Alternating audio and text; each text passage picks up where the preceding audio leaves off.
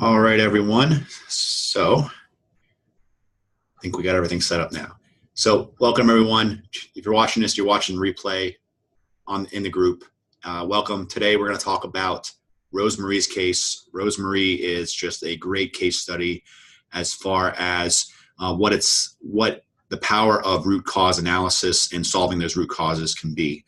Rosemarie suffered from chronic fatigue for over 38 years, almost as long as I've been alive, but in literally less than 38 days. I say 38 days just to match 38 years, but it was probably like 3 to 4 weeks she started noticing an improvement in her energy levels. And as you'll see here, it wasn't anything earth-shattering other than just knowing to go through and systematically go through her case and address all of her body's basic needs so that her body could then work better. So, all right, let me just set up Facebook here so I can see everyone's comments. And then we'll give a second or two for some more people to pop on here, and then we'll get started with the presentation. If you have any questions throughout this presentation, do not hesitate to type them in the Facebook. Got about a 10-second delay here, but go ahead and type those. I'll catch up to the comments eventually. We're going to be asking some questions throughout the presentation. Participate, answer the questions, ask questions, and just have some fun with this. The more that you interact, the more you'll get out of this.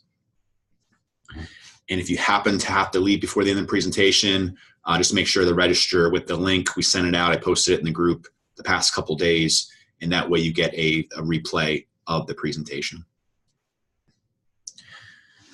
So hi, Amanda. Thanks for watching. Hi, Andrew. Hi, Cammie. Hi, Hannah.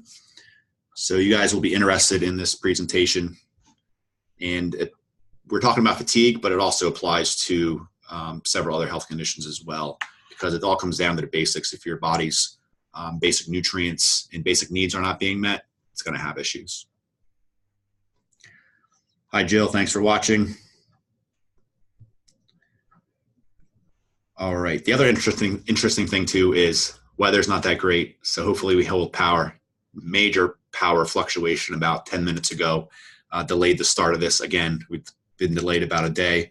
Something popped in the back here, so hopefully nothing catches on fire and the power stays on.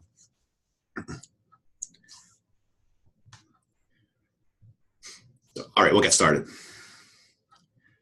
So hi, everyone. Welcome to today's case study presentation on Miss Rosemarie. And this case study is going to focus specifically on her complaints of chronic fatigue syndrome. Rosemarie suffered for about 38 years, almost as long as I've been alive, had multiple issues with that, tried multiple things, but as you'll see, she just wasn't getting any better until she ended up in our office. But first, let's get the legal stuff out of the way. Disclaimer, this presentation is for informational purposes only. It's not meant for a substitute for professional medical advice, diagnosis, or treatment. If you have a problem, seek care from your doctor. We're going to talk about fatigue today specifically. If you haven't had it medically checked out, you need to have it medically checked out.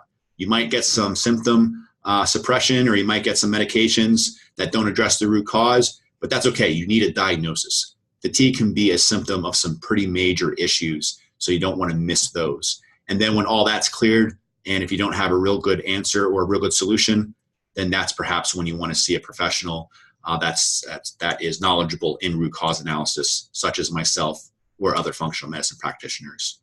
So never disregard any of this professional medical advice or delay in seeking care because of something you've seen presented here. So again, very important, especially when it comes to fatigue. Fatigue can be infections, can be cancers, can be lots of issues. So just make sure you're getting checked out.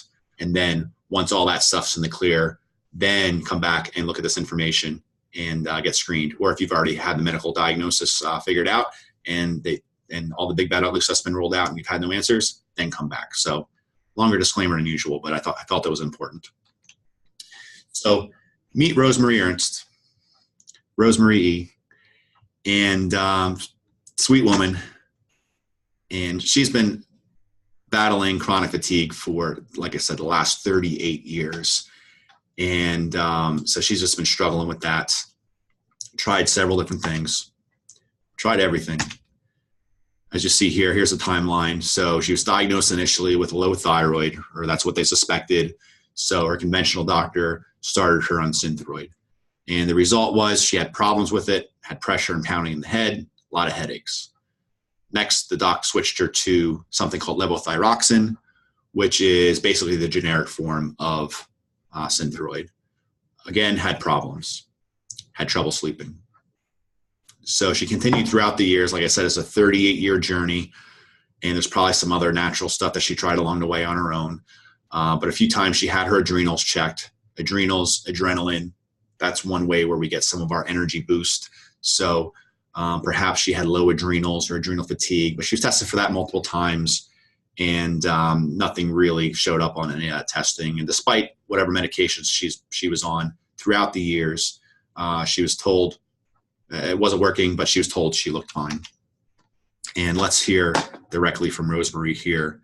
She tells a great recount of her story.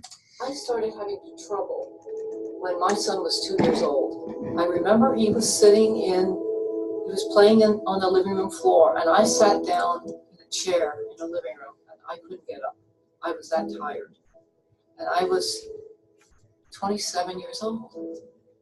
And all those years, I've been going to different doctors and telling them, I'm tired, I don't feel good. And they would just ignore me. Or some of them sent me to specialists. I remember going to Philadelphia to a specialist. Somebody sent me there, and he told me that I had a disease. It had a really long name. I can't remember it. That I was going to be paralyzed sooner or later. And he didn't do any tests. He just told me that. And then he told me, I left because my appointment was over. And I've told gynecologists, and they just ignored me. And I always felt like one other thing I would hear is, you don't look sick. They weren't listening to me. They were looking at me, but they weren't hearing what I was saying. You know, you fix your hair, you wear makeup, you don't look sick. So I think maybe that's why I feel that way. I just have a hard time talking about the problem because I guess I was made to feel that I didn't have one, that maybe they thought I was just a woman looking for attention or something like that. I was told once you start medication, you'll feel so much better. And I never did. I never did feel that much better. I was still tired. And there was depression yet. I wasn't sleeping well. I started having trouble when my son was 2 years old. So as you heard from Rosemarie there, since her son was 2 years old, and she put this in her intake form, she hasn't felt good since 1980. And you just heard from Rosemarie there. Imagine being in her shoes. And some of you are in her shoes, unfortunately. So what do you do? What do you do at that point? And you heard her describe her fatigue. This isn't just like you have the lull in the middle of the day after lunch where you feel a little tired. This is like getting down with her son. She's in her 20s and not being able to get up off the floor because she's that tired. This is just not normal type fatigue. This isn't just a minor nuisance. And unless you've experienced it, you probably don't understand how it can be such a debilitating issue. But it definitely is for many people. So what do you do if you're Rosemarie? What do you do if you're you now? What do you do when you've tried a whole gamut of treatments? So levothyroxine, Thyroid, Armour thyroid, just all variations of thyroid medication because they thought it was her thyroid. And as you'll see with our treatment protocol, we didn't touch her thyroid. She tried eating a second breakfast because she would get a lull, like after breakfast a few hours, she would crash. She was getting her adrenals checked time and time again. She tried snacking throughout the day, snacking frequently, trying to keep her blood sugar levels up because she thought maybe her blood sugar levels were dropping. None of that's working. So what do? Thyroid medication failed. Adrenal testing failed to produce anything. Eating more and eating more frequently didn't produce any results. So my goal of the presentation is this. This is my promise. By the end of this presentation, you'll discover what I think is the only protocol out there that's specifically designed to uncover the root cause of your chronic fatigue. There's plenty out there that chases hormone levels, that looks at different symptoms and really, I think, is not getting at the root cause, like we'll talk about here in a few minutes. And I want you to have the knowledge to finally feel like yourself again, and that you can forget about crashing or feeling tired the next time with your family, or becoming super overwhelmed when you're in a stressful situation. That was one of Rosemarie's complaints, where she'd get in a stressful situation and she'd keep a good face on, and she'd do okay in front of the people she was talking to, perhaps, or during that situation. But then she would go home and crash on the couch and basically be unable to function. But first, there's one thing you have to understand about achieving true health. You can't treat the symptoms. Here's our core philosophy. Our core philosophy is looking at root causes. And I have a few examples here of where there are symptoms, and then there are the root causes of those symptoms. So for instance, allergies is a common one, especially with the seasonal changes in the spring and summer. Where people nowadays, it seems like everyone has allergies. And because there's certain root causes more than just dander and pollen and things that change with the season, leaf mold, stuff like that. So the symptoms that people get from allergies are they get sneezing, coughing, all the allergy type stuff, congestion, wheezing, full sinuses, runny nose, things of that nature. Those symptoms are caused by an effect to a certain body system. So in this case, when you have a skin rash, for instance, that part of allergies, that affects the integumentary system, basically our skin. The respiratory system, so that's the sinus issues, breathing issues, stuffy nose. But what's causing those body systems to have those symptoms? And it's due to physiologic damage or physiologic effects of something. In this case, it's histamine. So histamine, we all know, we've all heard of histamine because we hear about antihistamine medications. And the goal of those medications are to block histamine receptors so that histamine doesn't evoke the response that histamine evokes, which is all the stuff we associate with allergies: the runny nose, stuffy nose, constricted airways, wheezing, stuff of skin irritations, skin rashes, things of that nature. But what triggers that physiological change or response, which in this case is excess histamine? Well, there are underlying causes. There are known things that we know that trigger histamine. So hidden infections, for instance, anything that activates the immune system is going to potentially cause an increase in histamine production. Poor nutrition. So we need certain nutrients to help our body metabolize histamine and remove it. So think of it as a bucket. If the histamine bucket's half full, that's where it wants to be. That's where we function at our best. If we don't remove or empty the bucket quickly enough, it'll fill up and overflow, triggering our symptoms. If we add to it too quickly, it will fill up and overflow, contributing to our symptoms. So hidden infection is filling the bucket up too quickly. Stress is filling the bucket up too quickly. Toxicity is filling the bucket up too quickly. Poor nutrition is more of the not draining the bucket quickly enough, so from a different angle. But these are all underlying causes of allergies. So you can treat the symptoms, you can block the histamine with a medication, and all you're doing is addressing the symptoms. And as soon as you stop the medication, the symptoms are probably going to return because you still have issues with the body system due to a physiological change triggered by these underlying causes. Another example, dementia. So the symptom is memory loss. What's the body systems that are affected? Most of the time, the nervous system, obviously the brain, cardiovascular, blood getting to the brain cells, could be some of the endocrine system, like blood sugar response, blood sugar regulation, and the ability of blood sugar to get into the cells for the brain to function correctly, for the neurons to function correctly. So what's the physiological change or damage in that disease? It's inflammation. So we have inflammation of neurons, inflammation of brain cells can affect the way they fire and the way the synapses form. Insulin resistance, I already touched upon. So if the sugar is not getting into the brain cells to burn for energy, those neurons aren't going to fire correctly. And in fact, some people call dementia and Alzheimer's type 3 diabetes, where it affects the brain versus other areas of the body. But what's the underlying causes of that? So again, we have infection can lead to inflammation.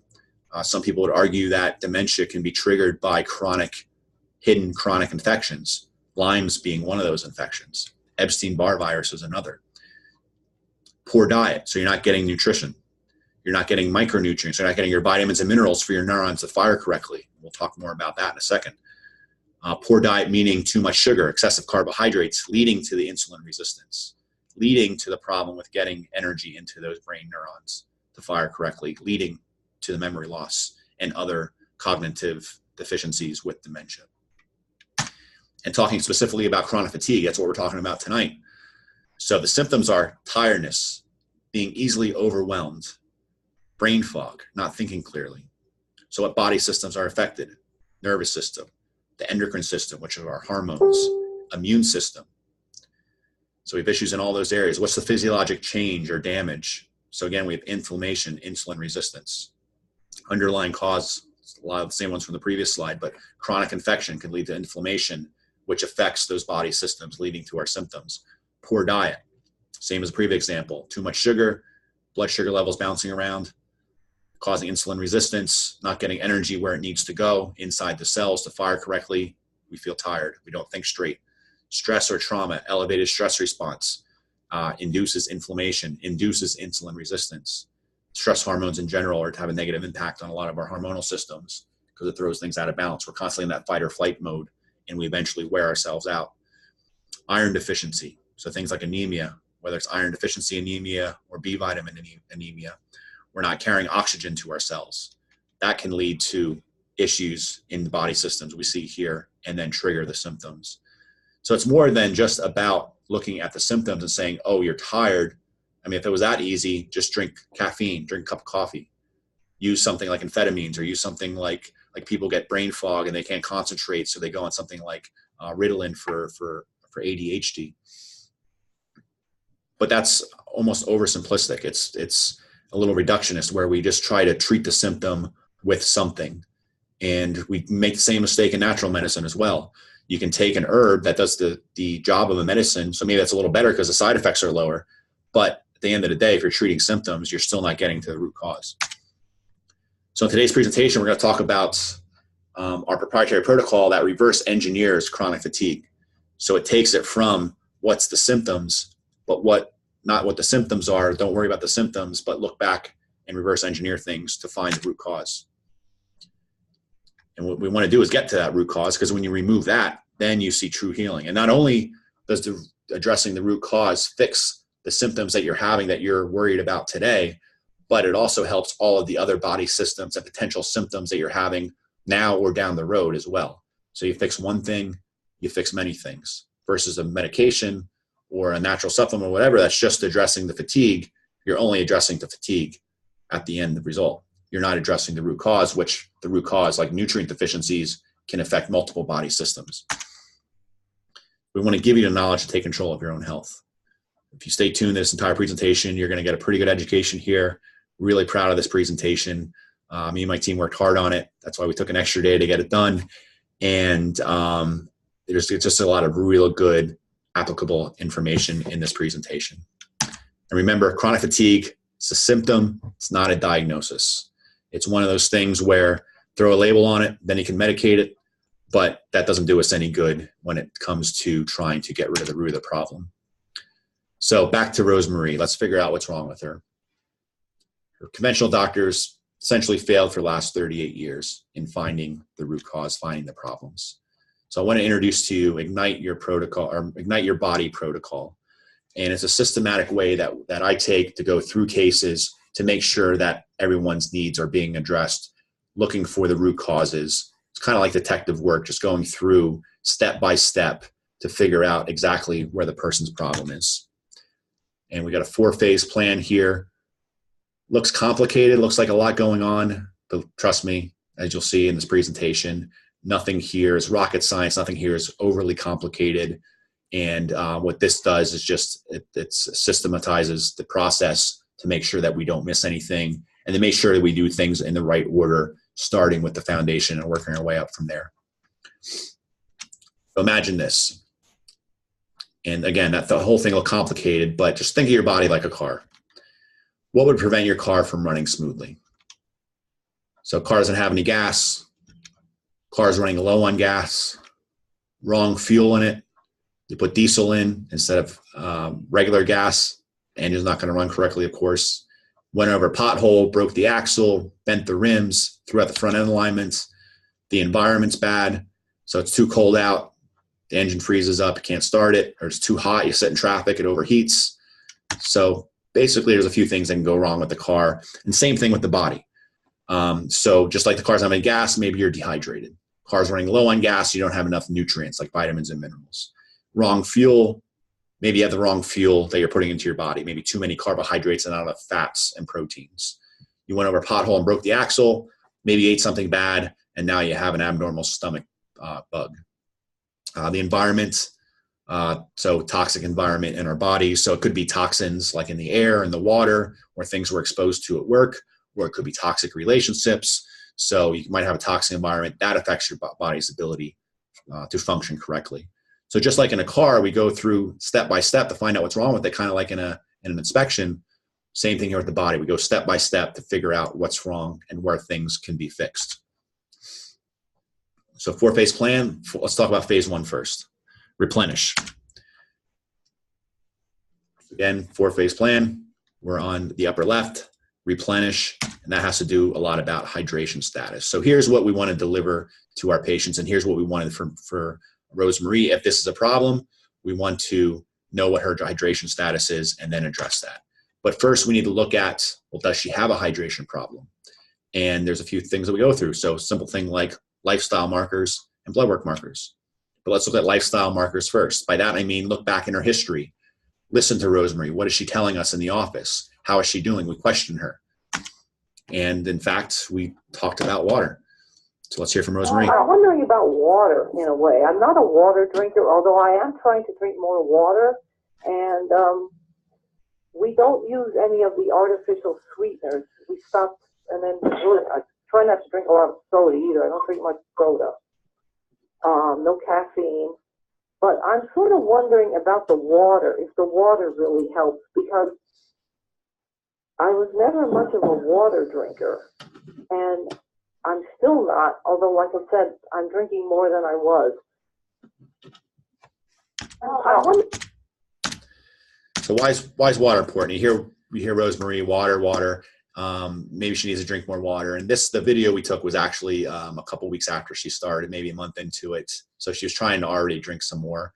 But we questioned her, how's your water intake? And it wasn't doing too good. She knows she wasn't drinking enough water. And so why is water important? Well, over 70% of our body is made up of water. And our daily water requirements vary a lot by weights, by body weights. So take a look at there, and you can see, I'll leave that on the screen for a second. And how many of you are getting the recommended amount of water? So if you're 160 pounds, half gallon of water. Who's drinking a half gallon of water a day? I know I don't always do it. I'm about 200 pounds, 80 ounces.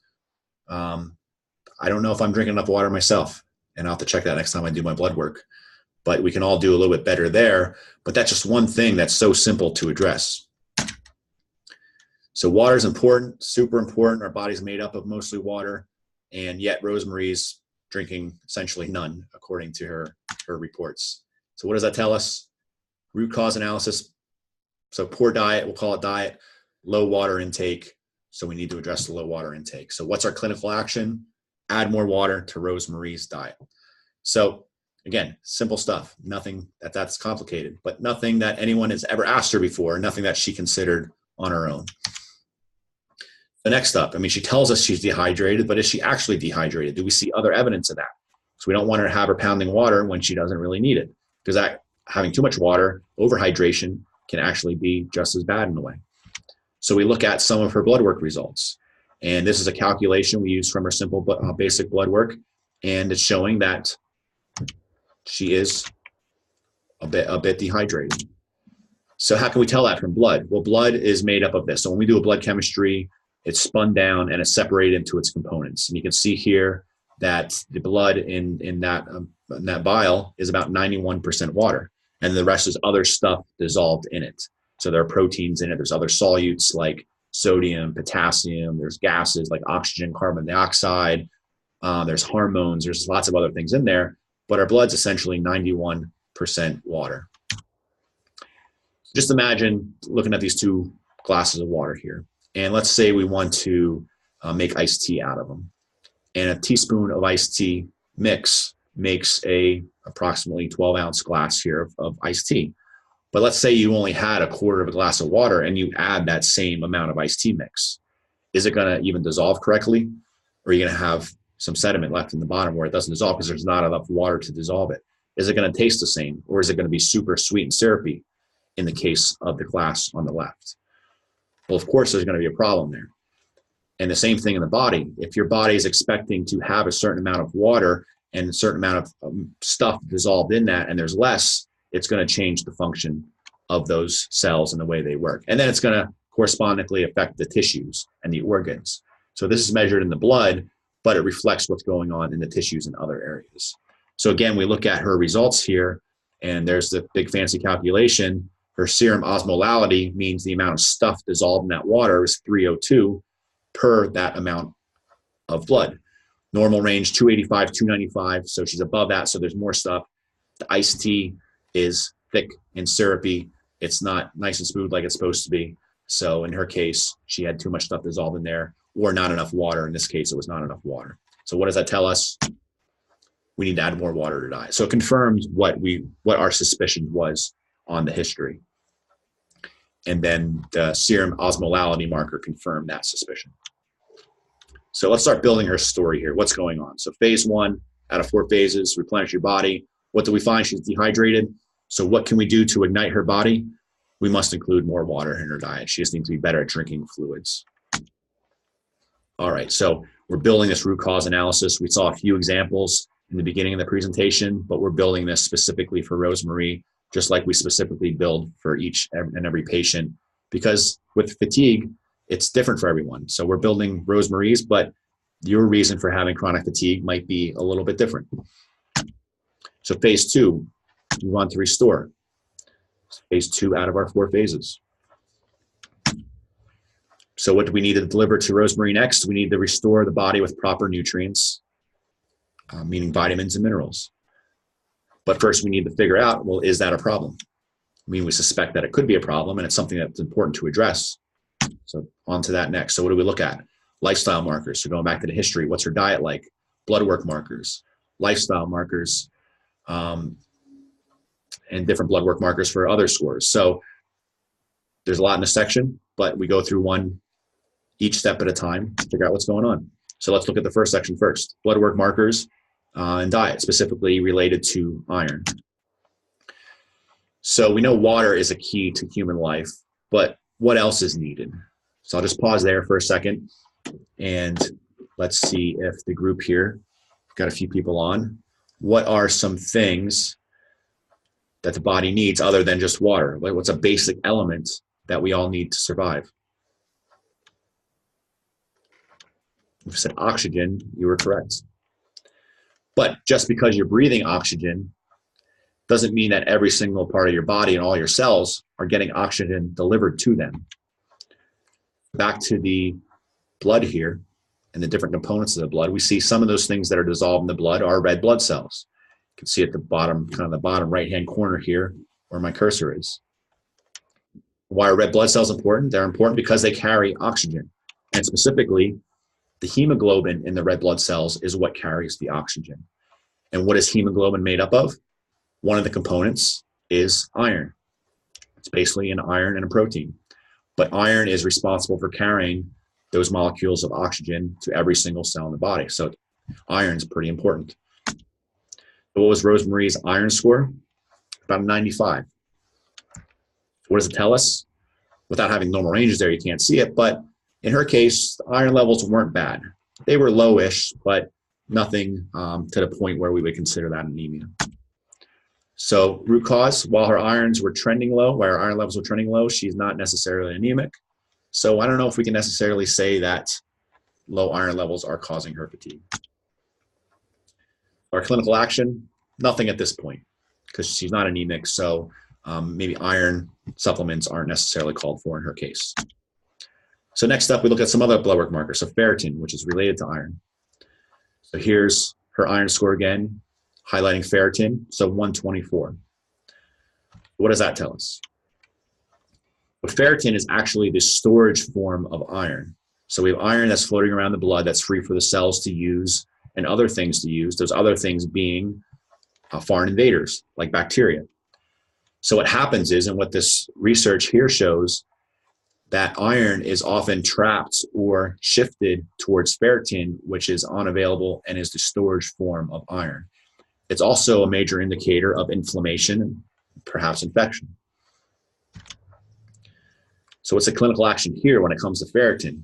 So she's not iron deficient yet, but her ferritin is kind of on the high side. So this tells me there's an infection or inflammation of some sort, since her body is pushing more of that iron into ferritin.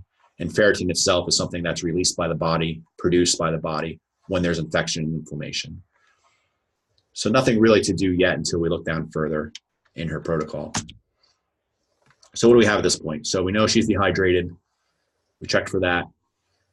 We think she might have a possible infection in the body, which, unrelated to the whole iron thing, infection itself can interfere with the immune system and cause fatigue, but we'll get to that further down in the protocol. So what can we do to ignite her body? Well, one thing is to perhaps do a stool test, a GI map, to see if she has an infection in the gut. It's to look at other markers to see what type of infections might be present. She might have a chronic systemic infection, something like Lyme's or Epstein-Barr virus or cytomegalovirus. So there are other things that could be possibilities here. So we basically, the step here or the action is to check some of the other markers. But first we have some more things to look at before we even get to the infections. So again, reverse engineering, creating her custom root analysis chart. We add hidden infection to the list. So next up, we look at other blood work markers for nutrition.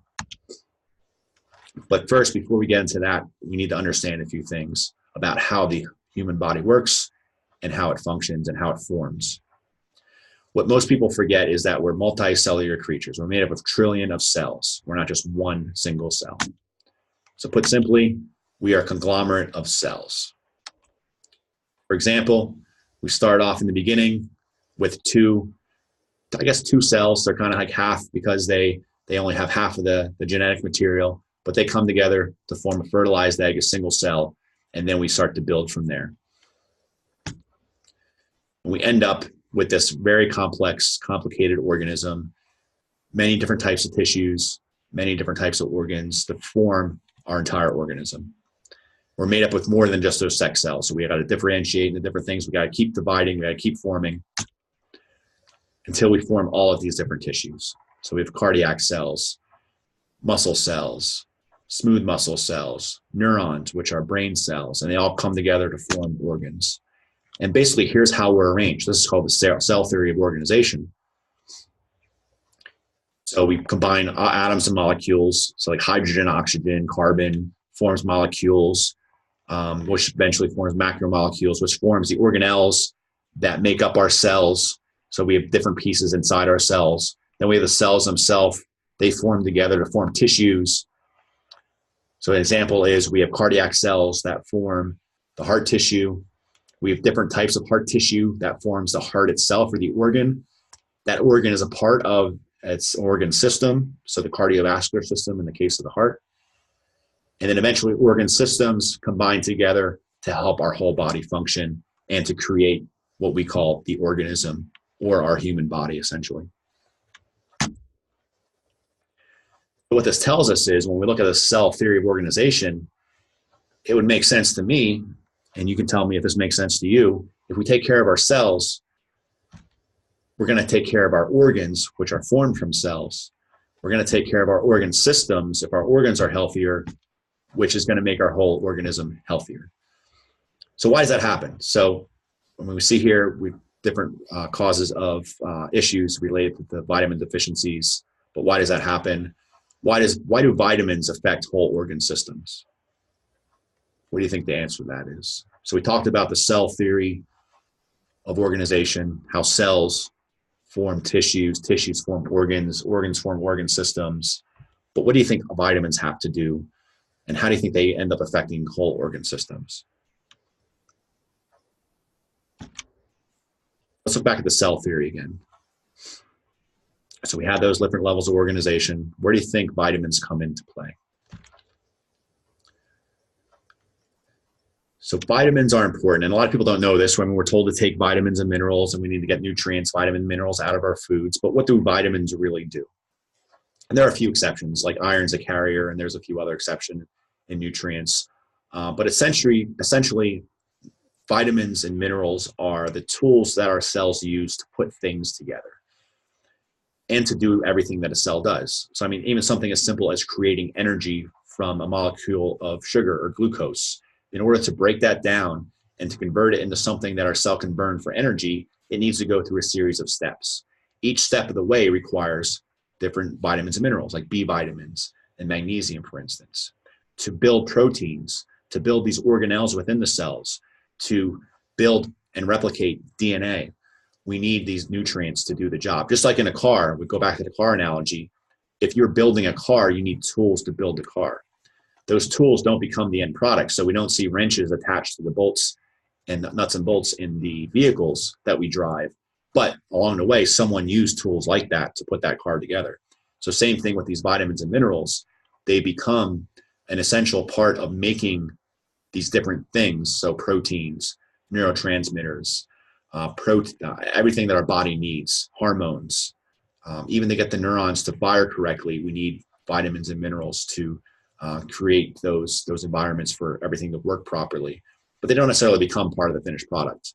Like vitamin B doesn't necessarily become part of the protein that it helps build, just like a tool doesn't become part of the car. But they are vital in having all these chemical reactions occur. It's kind of like having fire burn. You need oxygen, otherwise there's no fire. So same thing with vitamins and minerals.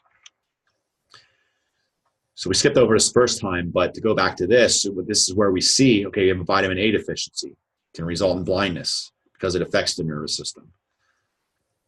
These other deficiencies that results in issues with different organs that affects the systems. But how does it do that?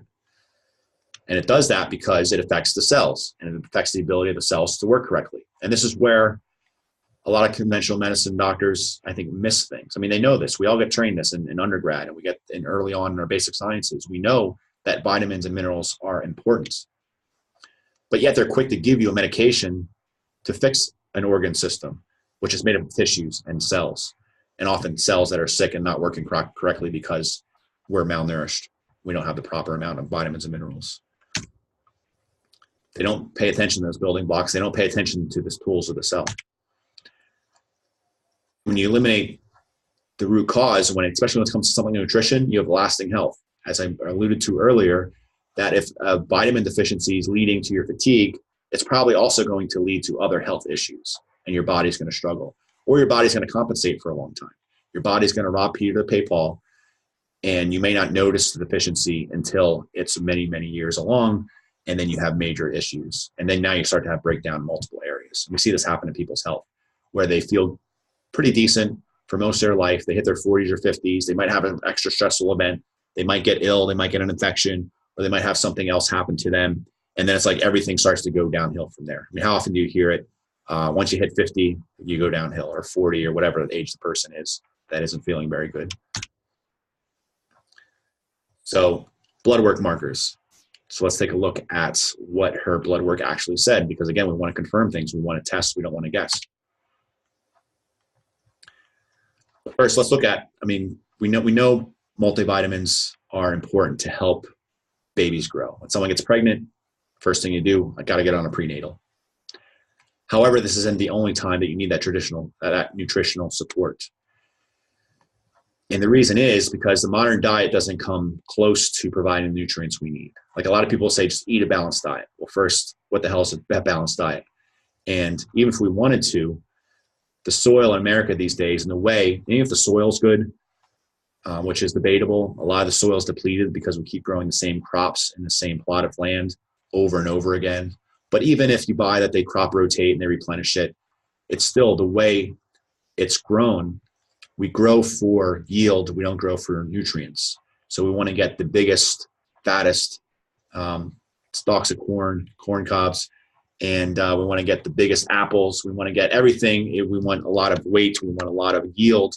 We want to produce a lot of fruit or a lot of vegetable. And we do that. And we want to do it quickly so that we can keep producing during the growing season. But the byproduct of that is that our fruits and vegetables are becoming less nutritious.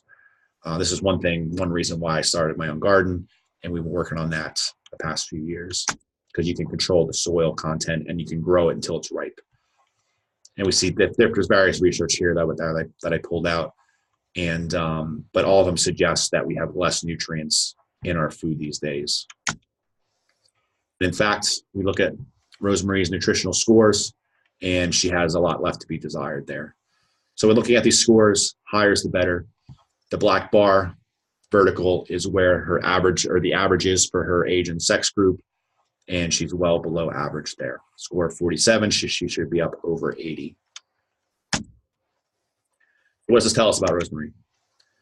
Back to root cause analysis. Rosemarie probably needs some nutrients in her diet. Perhaps better diet, perhaps some supplemental help. So vitamins. So again, building that root cause analysis, nutrient deficiency, it seems to be an issue here. So if we want to help everything work better, we want to address those vitamins and minerals for all the reasons we just talked about. So we have some other blood work markers that we can look at. But first, how many of you have bounced around from specialist to specialist where this stuff was never even addressed? And wouldn't you like to know what your levels are? We just saw her nutrition status there. Wouldn't you like to have a kind of a sense for where you stand? I mean, even if you don't have chronic fatigue per se, maybe you just don't feel as good as you think you could feel. Wouldn't it be helpful if you had that information? Especially when you have something like this. So this is a software we use.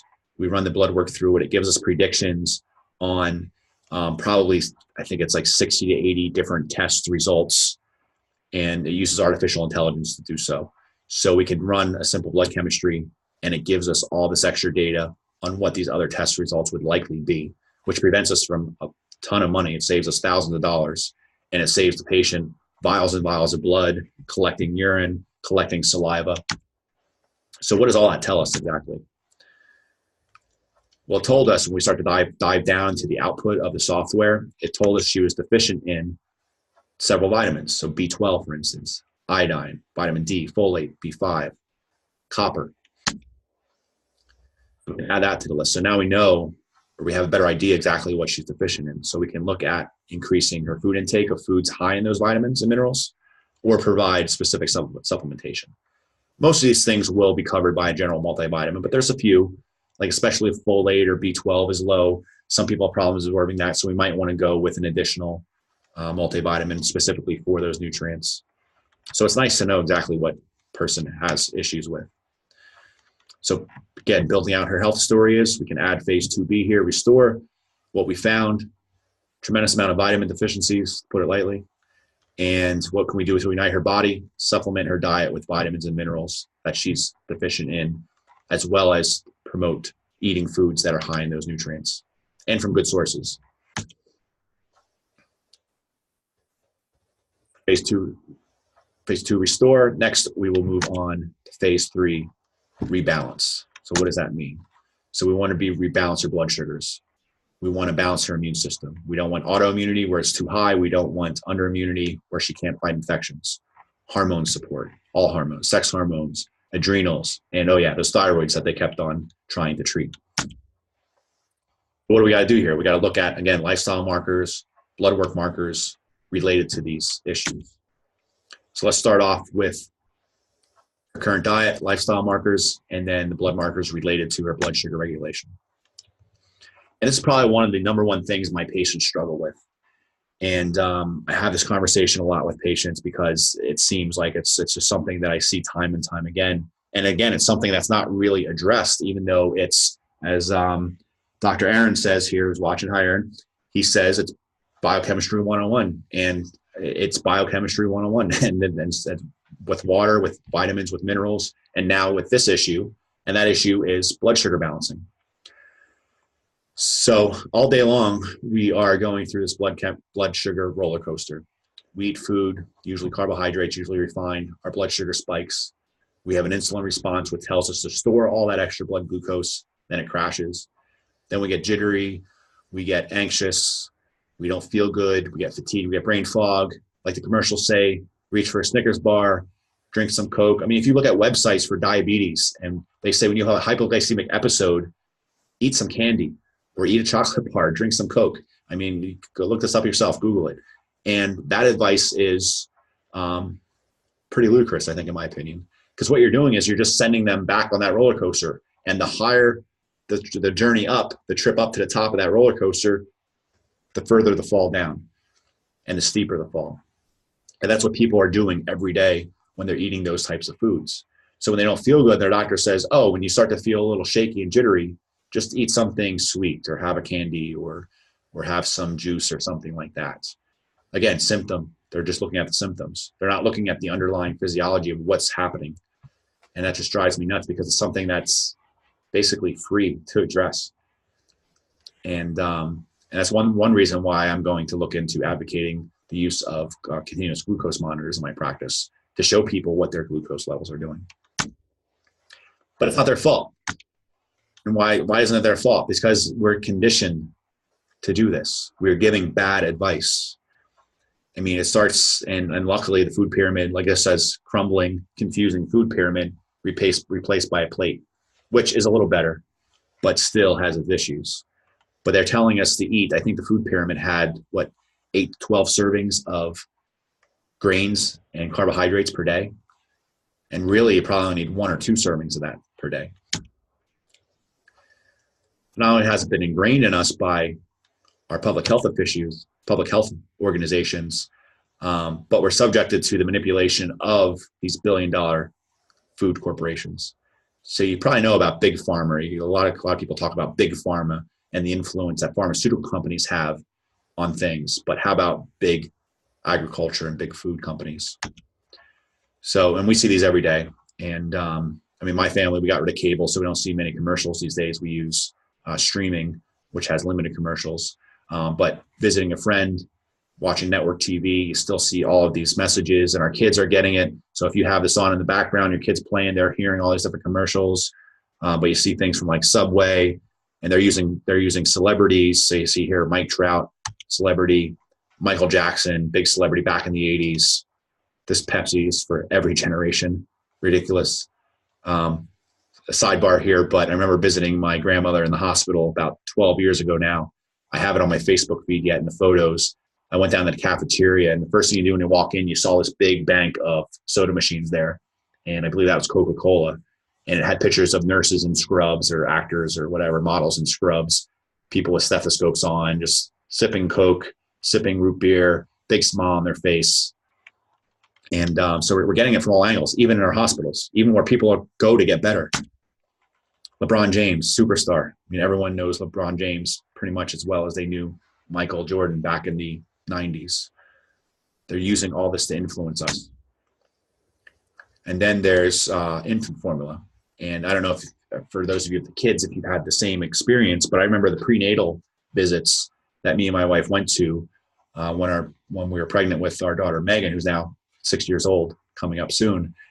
And I think we had enough formula coupons to have enough formula for about 6 months.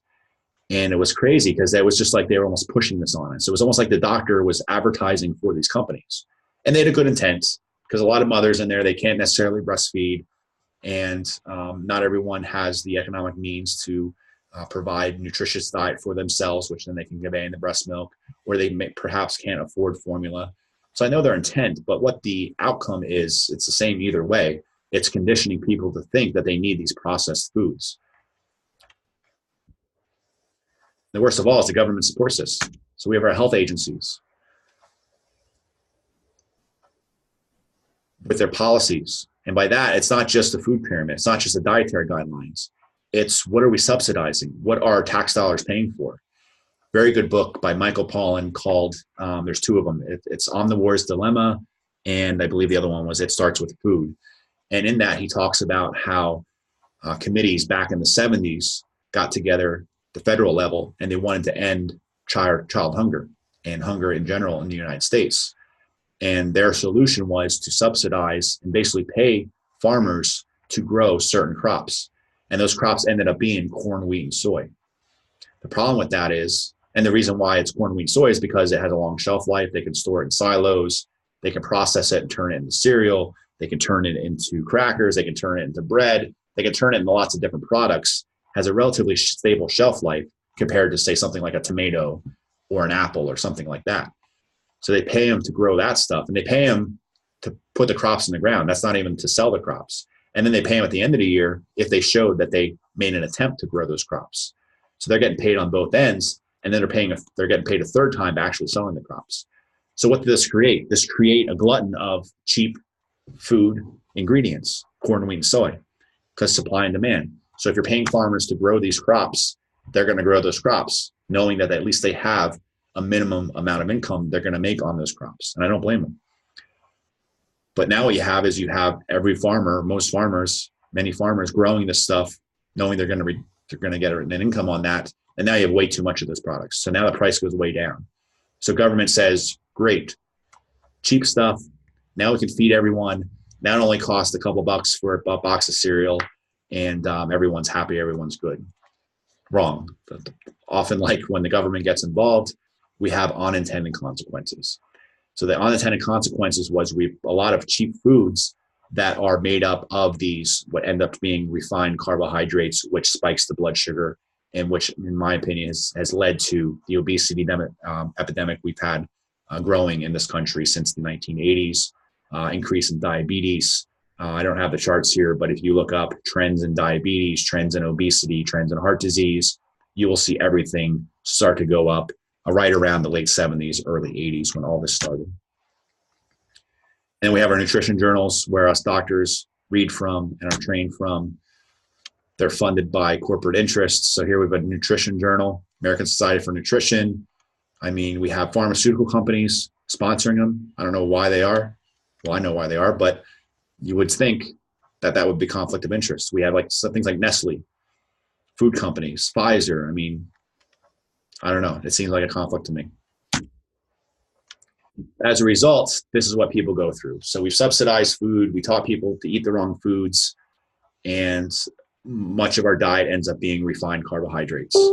And then what that leads to is just a blood sugar roller coaster. So we eat cereal in the morning, or muffins, or waffles, or bagels.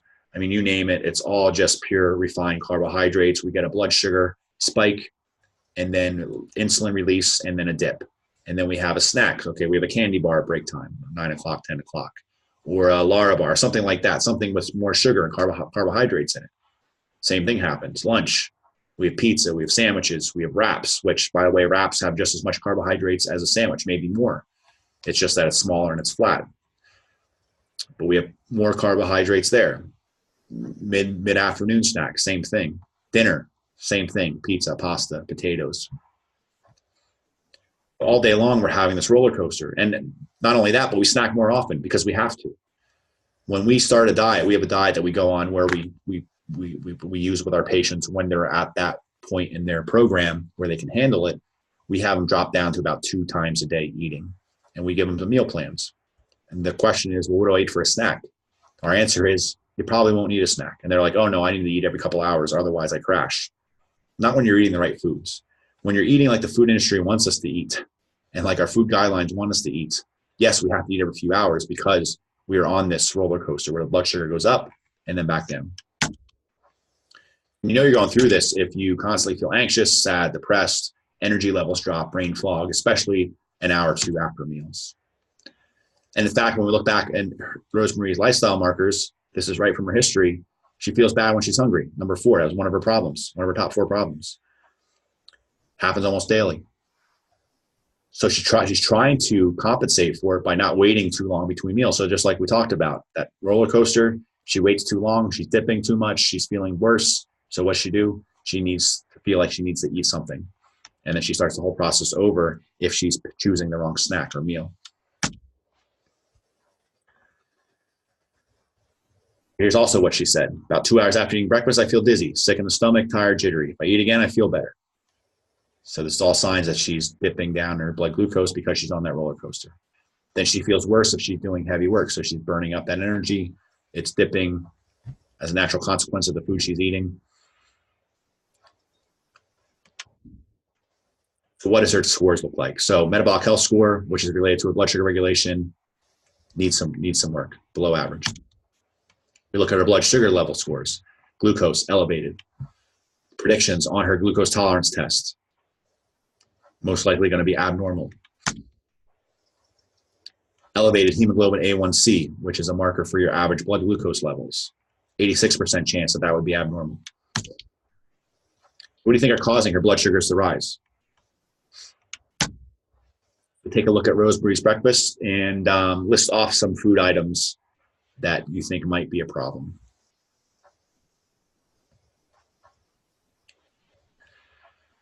So let's see. I'll go through the list here and see what is not going to be a problem. And really, it's all of the above. I don't see one meal here that's not going to wreak havoc with her blood sugar regulation. Let's take a look at lunch. Anything here that might affect her blood sugar levels? Here she's doing a little better. But many of these are going to have problems with her blood sugar levels too. Like the scrambled eggs with cheese are okay. Fats and proteins, that's pretty good. Chicken salad, tuna, on oatmeal bread, not bad. I mean, the bread might throw off a little bit, but mixed with the chicken salad, tuna salad, not too bad. Hot brand cereal with sugar and milk, probably not going to be good for her. The Subway lunch, probably not going to be good for her. Grilled cheese sandwich, maybe. So yeah, lunch a little better, but still not great. Dinner, not too bad. She had a lot of good meals here. And she actually said that in her history too. She said that she felt worse after breakfast in the mornings. As the day goes on, she felt a little bit better. And we see that here when looking at her meals. And this is why we do this history. And again, I don't know if any doctor ever looked at this, did a food diary with her, food journal. She saw different specialists. I think she said she was at University of Pennsylvania.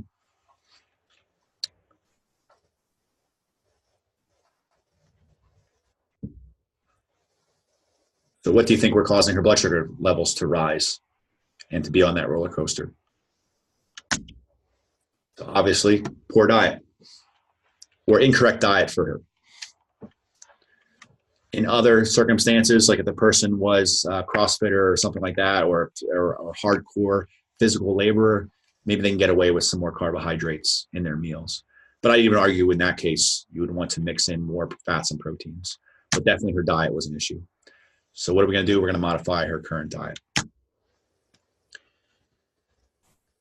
next thing in phase 3 here to rebalance is to look at other blood work markers, look at the immune system. So as a result of her current diet, her body was in a constant state of inflammation and just imbalance in general. Her hormones are going to be off. She's going to trigger cortisol response, which is going to trigger inflammation. It's going to affect the immune system. And we can see her immune balance score is a little on the lower side. We see something called neuropterin, which is a marker of immune activation. Probability was high there that was elevated. So what do we need to do? We need to take the pressure off our immune system, rebalance it a little bit, reduce the inflammation. We can also look at other markers of immune function. And shouldn't be any surprise that her thyroid wasn't functioning properly. I mean, I'm not even mentioning the fact or referring to the fact that we know she had a thyroid issue, or her doctor suspected a thyroid issue, and fatigue, thyroid issues are common, especially hypothyroidism.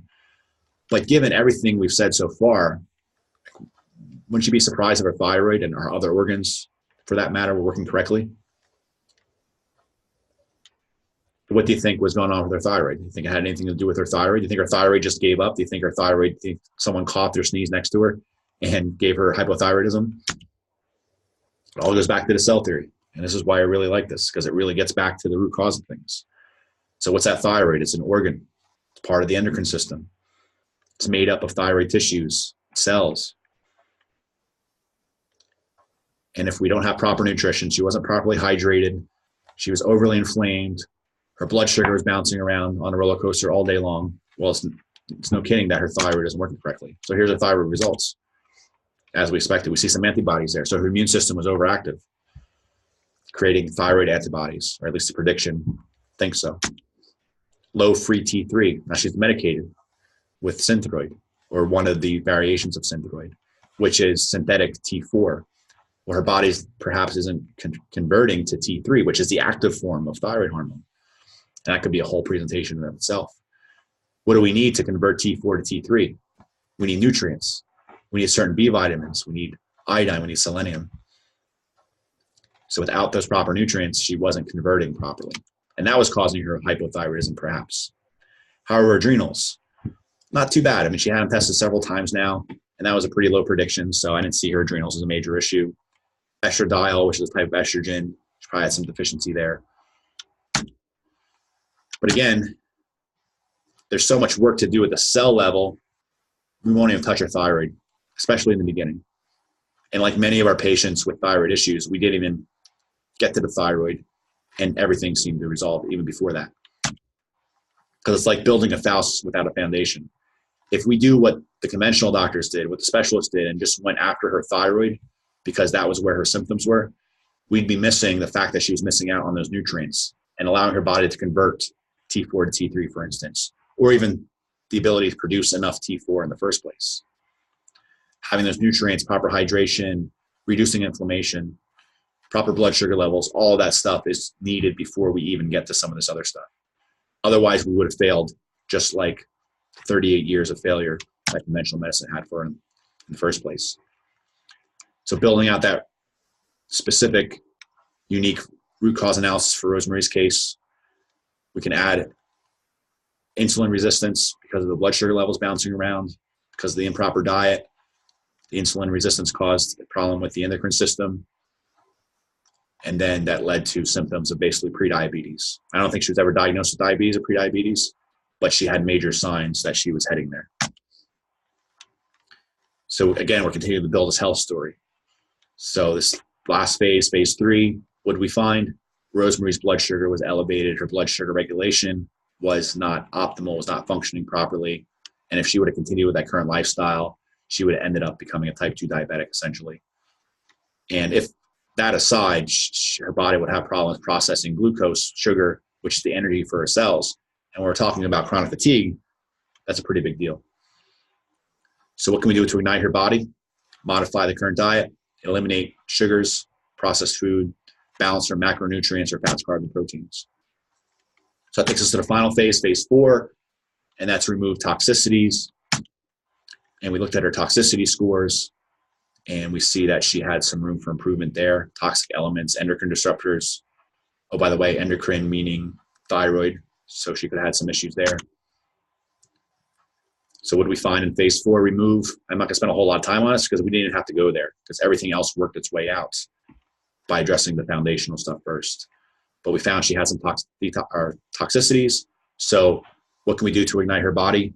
It's to do a detox program. And we still may do that. Rosemarie's still in the process of the program.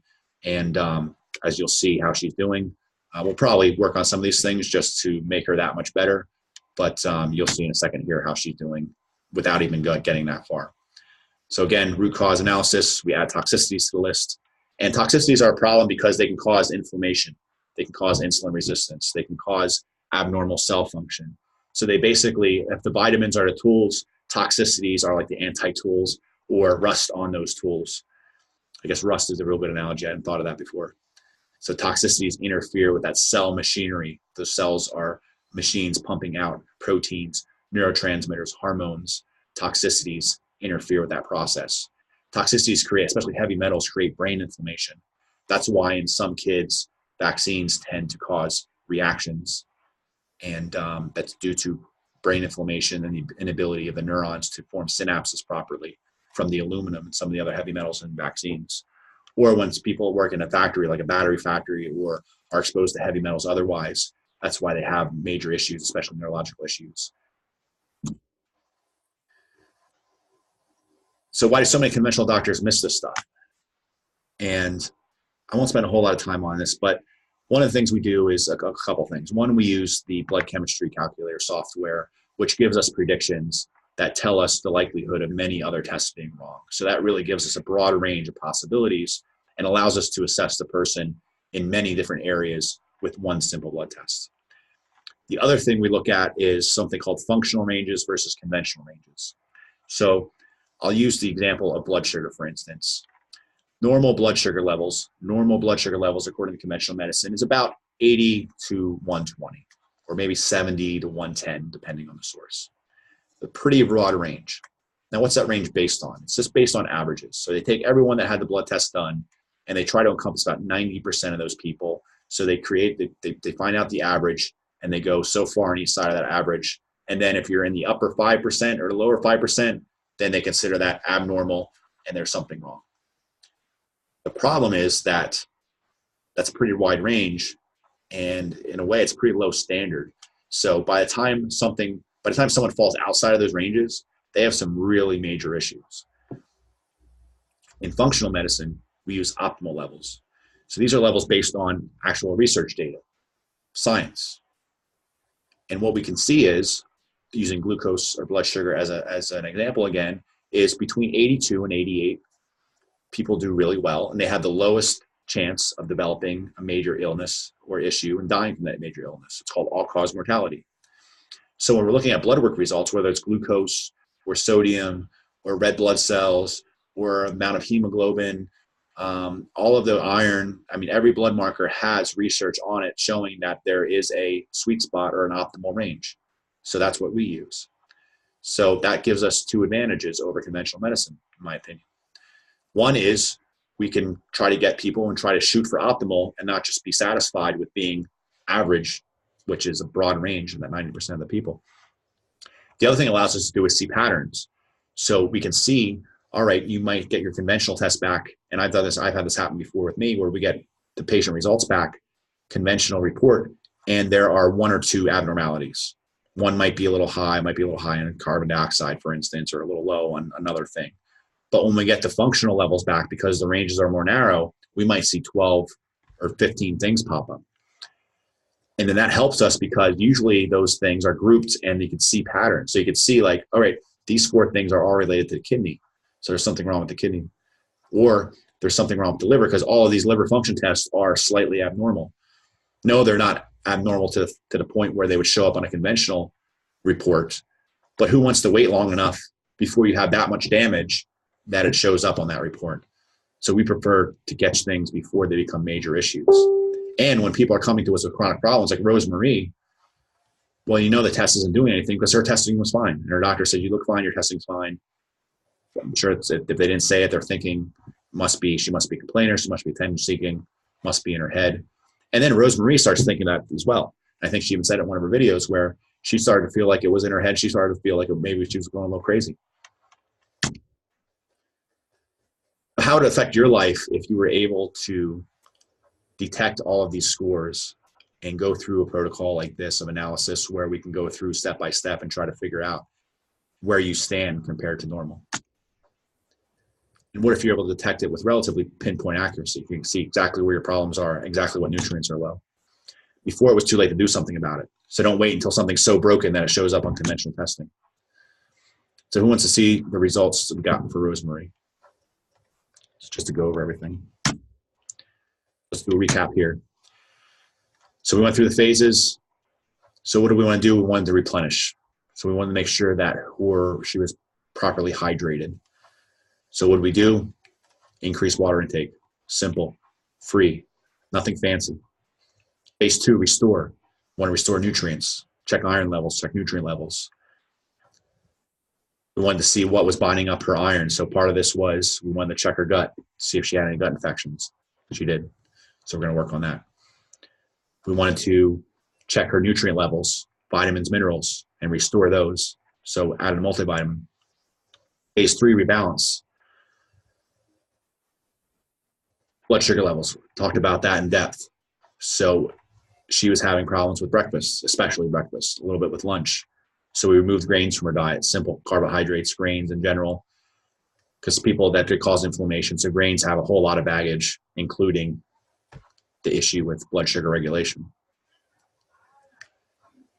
And really, when we talked about some other things, we talked about the hormone, we talked about thyroid, we talked about hidden infections, talked about toxicities.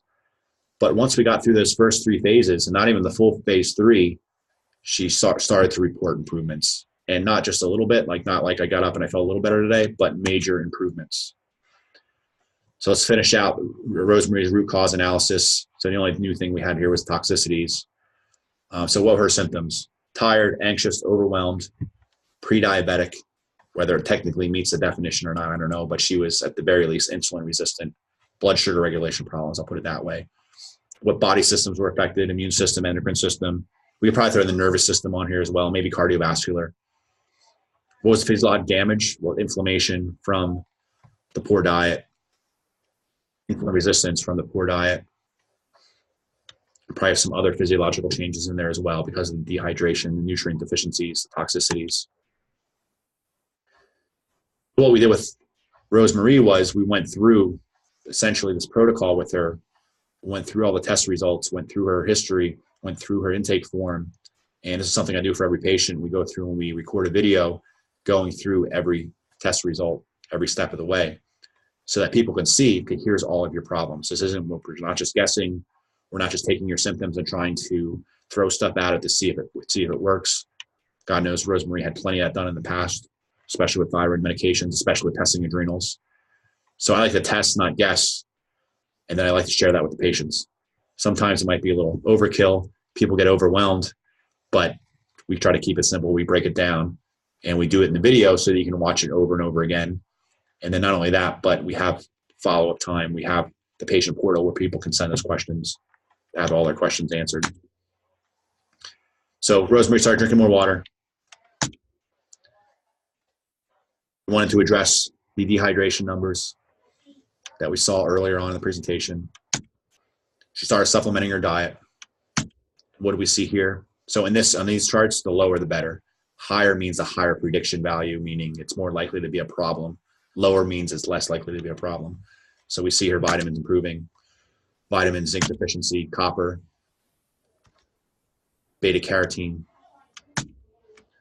And as a result, nutrition score obviously went up.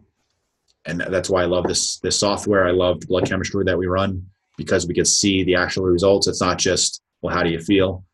Because not everyone feels so good right away. And the blood works nice because we can see that what we're doing is making changes. For some people, it just takes a little bit longer to restore those nutrients. And then let's hear what Rosemarie had to say about everything. I really didn't think I had a problem with what I was eating. I didn't think I'd have a problem with dairy. I didn't think I had a problem with grains. But now that I'm not eating them, I really notice the difference. I notice a big difference. And I feel so much better. I'm sleeping a lot better. I feel more rested when I get up. So, I mean, I have two grandkids coming to me every morning. I give them breakfast, I get them on the bus, I get them off the bus. And they're a handful sometimes, so yeah, it really makes a big difference to be able to get through your day and not feel tired. So we heard from Rosemarie. Here's some messages she sent us. So she started early January. I think it was January 8th. So this is like 2 or 3 weeks into it. She sends a message to our health coach, Jess, saying Saturday 5th, when I got up in the morning, felt much looser through the shoulders and the back. Actually, she started the diet before this. She started the supplement protocol a little bit later, but this was within the first month. So Saturday, January 5th, when she got in the morning, felt much looser through the shoulders and back. She would always have clicking and stiffness in her finger joints, and the stiffness was gone, and there was very little clicking anymore. And I know I'm a chiropractor, but we didn't do any chiropractic treatments. We didn't do any massage therapy. We didn't do any body work. This is all just replenishing, restoring, rebalancing. She said she haven't been having any of the tired feelings throughout the day either. Energy levels are much more stable. The stomach bloating is much less too. And even though we didn't focus much on it in this presentation, she did have some GI issues, which we were planning to address based on the findings in the GI map, but she's actually doing a whole lot better just by changing up her diet and addressing these foundational things. So yeah, Jess, she started January 2nd. So this is like 3 or 4 days into it. And it's amazing. And this happens time and time again, where you just balance those blood sugar levels are probably one of the primary things that we could do for people. And that's one of the things that's probably one of the only things that we helped at this point, in addition to the water, was rebalancing those blood sugar levels. So far, I'm happy with the progress that I'm making. So it's January 21st. All right, now, a couple weeks later, she sends me a message. I check in, and she's doing really well in the diet, feeling much better. She was taking fish oil capsules and probiotics in order to have her stomach work properly and the bowel movements being regular. And she's basically depending on those to help with that, with that function. And she didn't have to use that anymore. There's another one now several months later. And this is actually recently, a couple weeks ago, or less actually. And wanted to check in before we did this presentation to see how she's doing. And she's been doing really well. She's enjoying the food that she eats. She's much happier with simple food than what she used to eat. So she's overcomplicating things before. Food was becoming the enemy for her. She felt like she had to eat all the time because she didn't feel well. And she didn't feel well eating those foods. And probably those foods were constipating her as well because she was eating a lot of refined carbohydrates, which contain gluten, which can be constipating to a lot of people.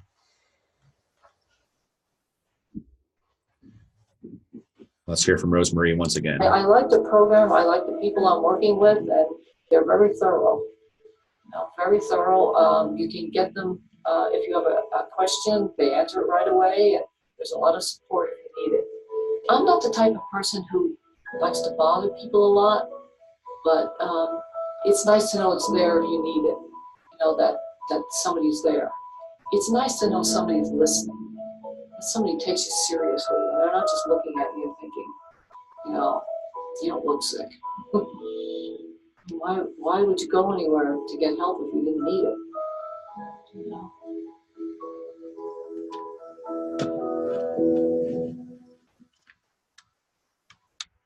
I like the. So yeah, isn't Rosemarie great?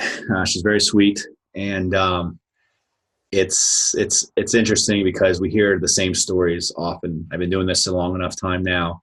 I've seen enough cases, and what Rosemarie shares is not uncommon, unfortunately.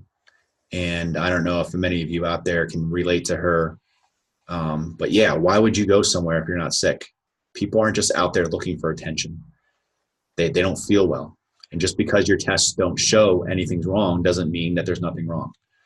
And like Rosemarie's earlier case, she said she looked good, so her doctors didn't think there was anything wrong because she knew how to put on a good face. She knew how to hold it together for a doctor's visit. She put on her makeup, she dressed well, held it together, had the visit, but then she said she would come home and crash. But because she looked good in front of the doctor, they didn't take her seriously. They didn't think anything was wrong. So Rosemarie did a great job. She followed our advice. She dove right in. She followed the diet. She took her supplements. We went through the protocol. We addressed most of those things. And like I said, we're not even all the way through her program yet, but she's still doing really well. And I want to provide that same opportunity for anyone that's experiencing the same problems. Then, so with this, you have three options. You can ignore this information. You can try it on your own, or you can cut your learning curve drastically. So think of it as a time machine. And you can participate in what we call our Ignite Your Body analysis. So what I want to do is, so we have a full functional medicine program where we go through the full protocol. And that's what Rosemarie participated in. It's health coaching, it's doctor visits, follow-ups. But I know not everyone's ready to jump into that type of program because they're unsure what's wrong, because you've had test after test done. You've been to multiple different specialists. So why are you going to invest the time and money into joining a program when you don't even know if we can find the answers for you?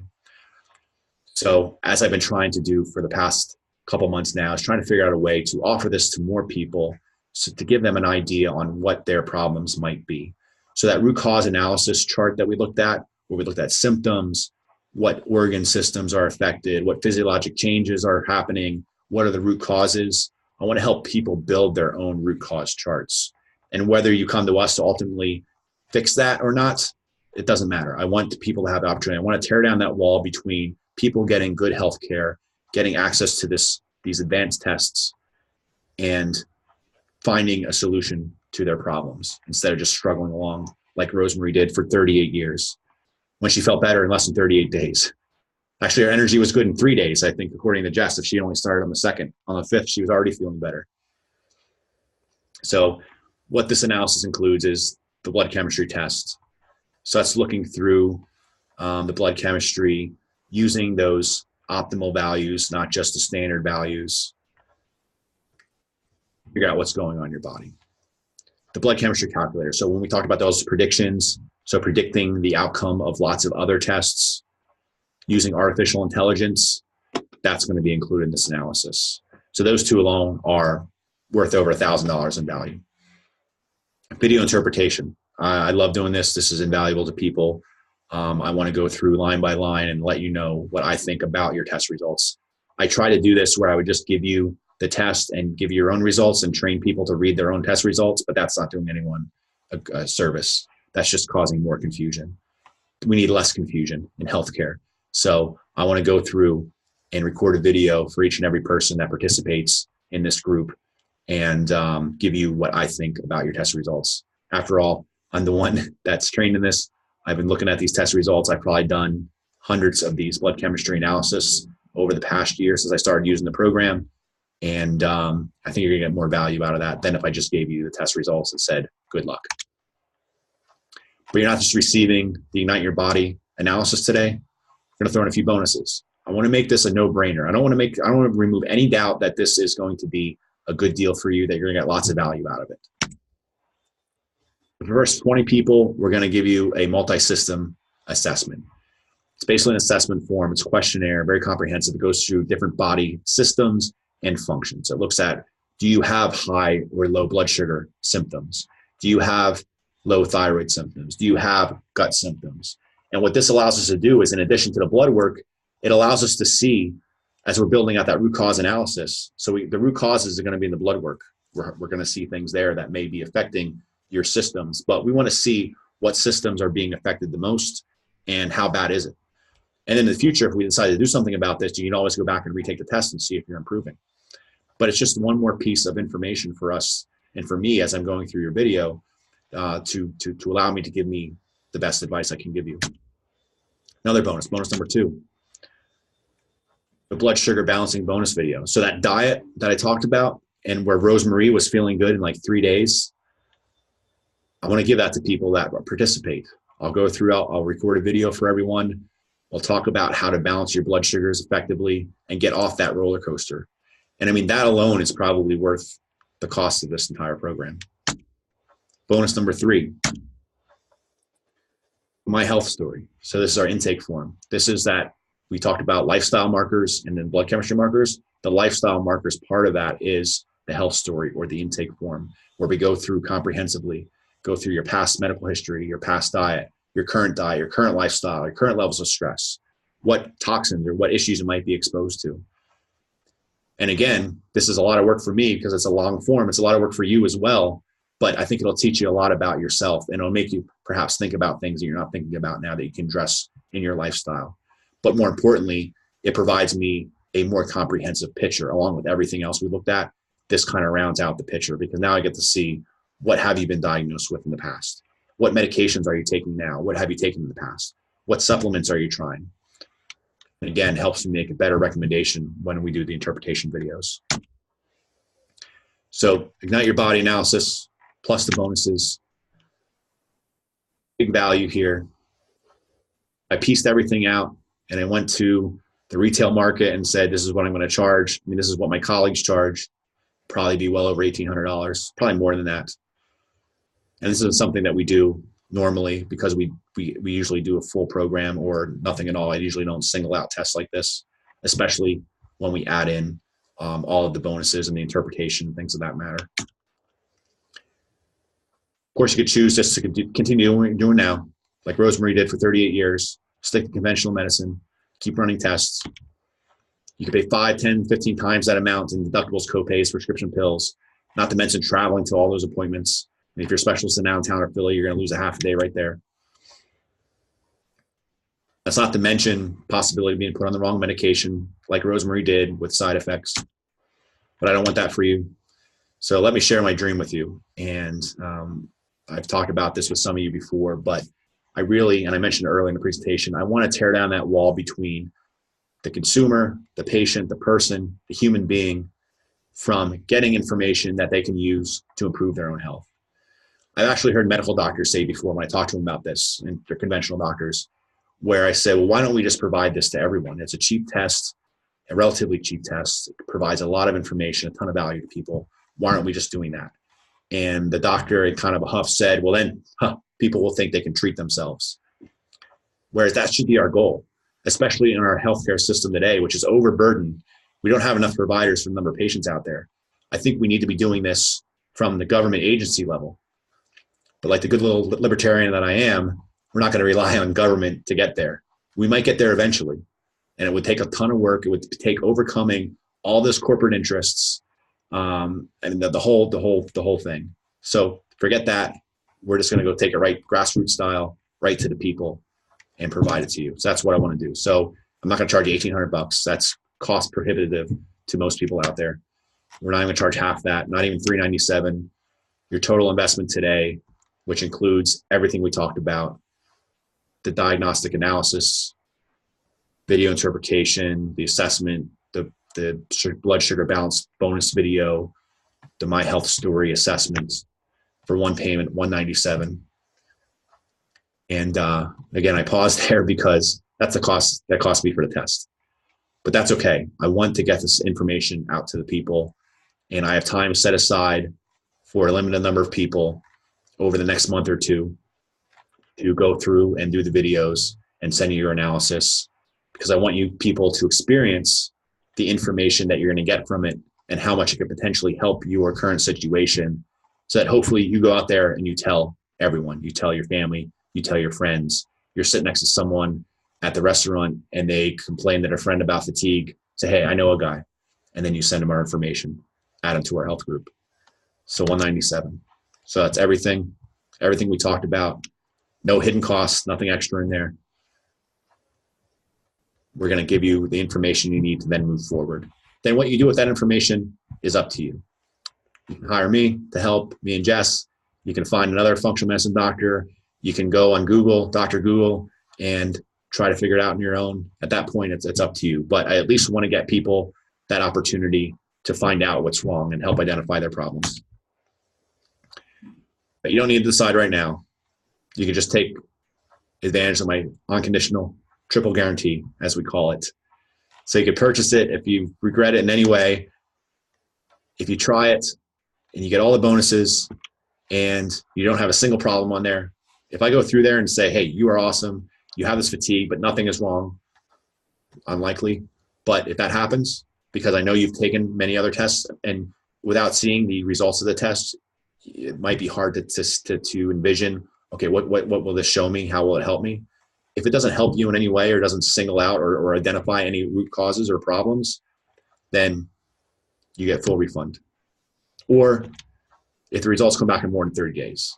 So this keeps me on the ball. Once you get the blood drawn from there, I'm going to have some results to you within 30 days. If not, you get your money back too. Because I don't want you to wait like other specialists where you have a test done today and it's like, all right, I'll see you in 6 months. We'll go over your results. Forget that. 30 days or less. Or any other reason. I mean, if you don't like my video, you think it's too complicated, I'm wearing the wrong shirt, I'm too sunburned, I'll refund your money for any reason, every penny. No processing, transaction fees, nothing like that. I didn't want to make this, again, I want to make this no-brainer, no risk, an easy decision for you. And I want you to get plenty of value out of it. So again, just to go through everything, that's what you're getting. One payment, $197. It's not a payment plan, it's one payment too. So, all right, so I got the Facebook feed up, Q&A time. If you have any other additional questions, let us know. So I'm going to go through and see what people have to say. All right, so Nicole says, how do you do this blood chemistry test? So great question, and something I didn't explain in the presentation. So I work with a few different labs, and one being Quest Labs. Quest Labs is where you had the blood drawn. So if you have access to a Quest Labs, like I have a sister-in-law up in Alaska, she had it done, Quest Labs, got the results to me. And basically Quest Labs draws it, sends it to the company that manages the blood chemistry calculator analysis, and then we feed the information into that computer software program, and then it spits out a link, and we get the link. The patient gets the link, you get the link the same time I do. So again, nothing's hidden there. You get the information right away. I get it, and then I can sit down, analyze it, do the video, and send that your way. So any Quest Labs around you, you're able to do this. There are certain states that don't allow for this. I think it is New Jersey, New York, and I believe Florida, I think. But if you're out of state, if you're not in PA, still go through, purchase the program if you're interested. And if you happen to be in a state where we can't do this, we'll refund your money 100%, no problem.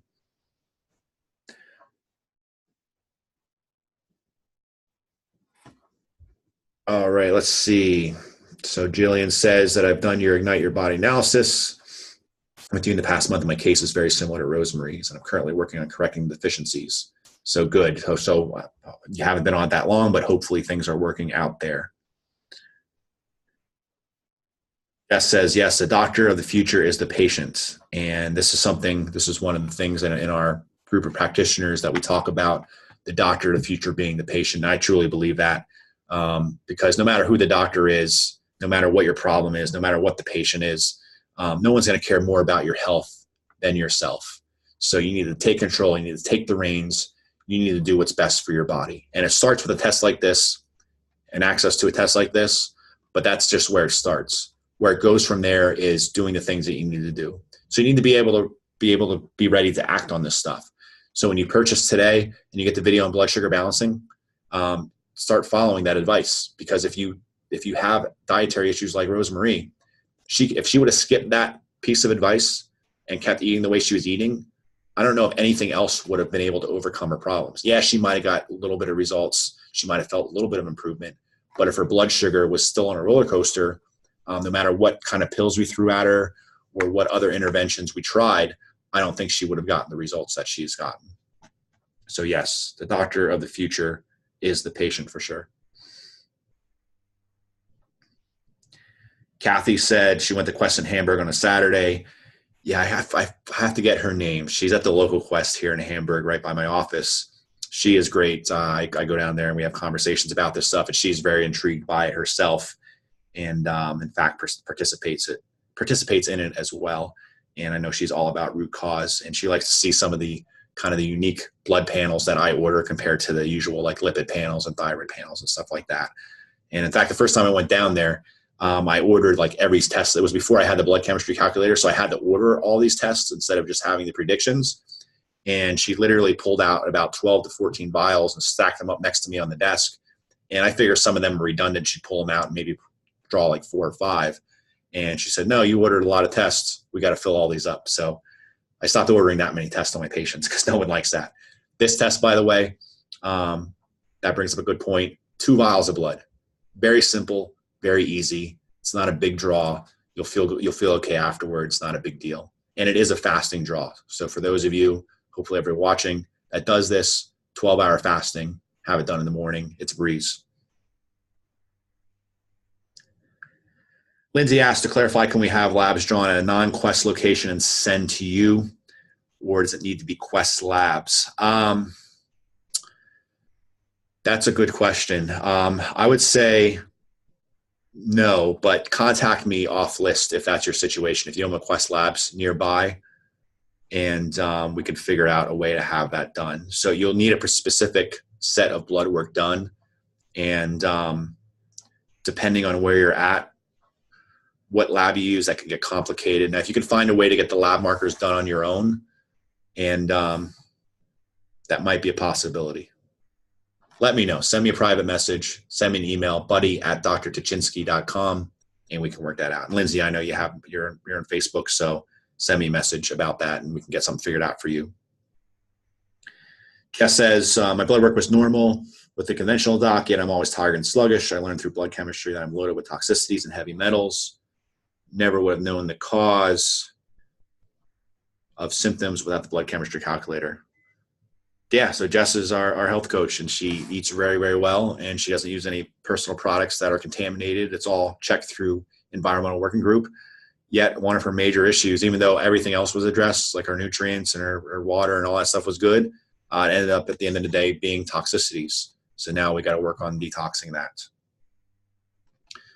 So if you guys have any other questions, just let me know. And if I don't see them during the presentation, I'll be sure to address those after the fact. All right, so one more time here, Ignite Your Body analysis. the blood test, the predictions in the blood chemistry calculator, the video interpretation that you can watch as many times as you want forever, the multi-system assessment to see what organ systems and what systems are affected most, blood sugar balancing bonus video, which I would argue is probably one of the most valuable parts of this, to be honest, and will probably help more people than the family doctor across the street has all week. And then the My Health Story, the comprehensive analysis of your background, your history, your health history, your diet. Oh, by the way, bonus number 4, I almost forgot. For the first 5 orders, we need to incentivize this a little bit. We need to, again, make this a no-brainer. We need people to jump on this right away. Act. The universe rewards people that take action. So portal access for life. And what this will do is, and when I say portal access, I don't mean the ability to communicate with me, although you have that as well for the first 30 days after you receive your results, in case you have any follow-up questions. But we're going to be adding educational videos. So like that blood sugar analysis video, we're going to throw that in the portal. And these are basically little mini lectures or mini educational modules. So just like you're taking an online course, essentially, is what it is. And online courses have multiple chapters or multiple modules. So in our case, the multiple modules will be things like the blood sugar balancing diet. That video will be thrown up there and accessible in the portal for life. Another thing would be these case studies. So this case study will end up in the portal. Other case studies in the future that are related to chronic fatigue and blood chemistry, perhaps, that will show up in the portal. So you can watch those at a later date.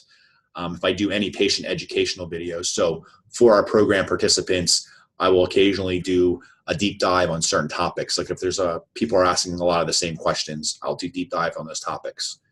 That will be thrown in that portal as a separate module. So the first 5 people to act will get access to that. And it's not something that's built out yet, but we'll continually be adding to it. So whatever value you get today, it'll just keep growing and growing and growing as we add more case studies, as we add more information and educational videos. So there you have it. There should be no other decision for you at this point. And I say that, and it's funny to hear me say that because I'm not the type of person that says that, but just looking at everything we provide here, I know this is, and I don't offer anything to anyone unless I know you're going to get a lot of value out of it. I know it's going to help you because at the end of the day, I need to look at people in the eyes and say, I did everything I could for you, given a certain offer, what we're offering here. So for what we're offering, short of our full program, now I know that we can do a ton for people there, and like we did for Rosemarie, but short of the full program, this is a great step towards that. And again, even if you never join the program, to have this information, I'm going to give you, I'm going to give you part of the information and hold it back until you join. Nothing like that. I'm going to do a full interpretation and give you the exact same interpretation like I gave Rosemarie in her analysis video, no holds barred. So, all right, everyone, I hope you appreciated the presentation. Let me stop sharing here for a second. So I hope you all enjoyed the presentation. I know these can get a little lengthy, but just a lot of information in there. And let me know what you think about it. I'm going to close this out in a second, but in the live feed, let me know what you think about it. Send me a message if this helped you, if you have any questions about whether it's the offer, whether it's about something we did for Rosemarie. Maybe you have a unique case. Maybe it's not quite fatigue. Maybe you have fibromyalgia, or you have something else going on, or a specific diagnosis. If you have any questions on that, let me know. But it's really, and I say this time and time again in my presentations, healthcare has gotten so complicated.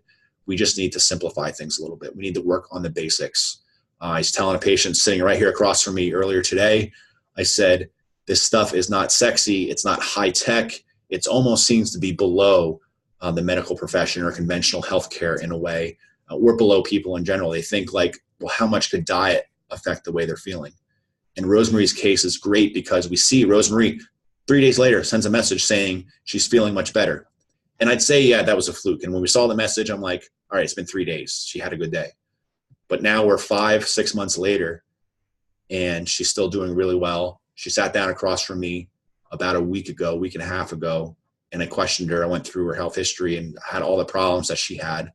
And basically every single one of them are gone. She was seeing a heart specialist like once every 6 months. for palpitations and flushing and rapid heart rates. Not an issue. I asked how long did that take? 3 months. After 3 months of following the protocol and addressing those basic things, her nutrient levels, hydration, addressing her immune system, inflammation, diet, blood sugar levels, gone. Those were symptoms of hypoglycemia, in my opinion. Spiking up, dropping down. The fatigue, as you saw, was a week later. She said, I asked her there, how long did it take you for your fatigue to really go away, to where you got to the point where you didn't feel like you were crashing all the time? She said it was within the first 3 to 4 weeks. And the same can work for you as well. So if you're having issues, I would say definitely take advantage of this offer. It's a way to have testing done that's usually only accessible through our full program. It's going to teach you a lot about yourself, and it's going to potentially expose those root causes. So, all right, guys, again, hope you appreciated it. If you have any other topics or other conditions that you want me to speak on, let me know, and we'll do some more case studies in the future. So good night, guys.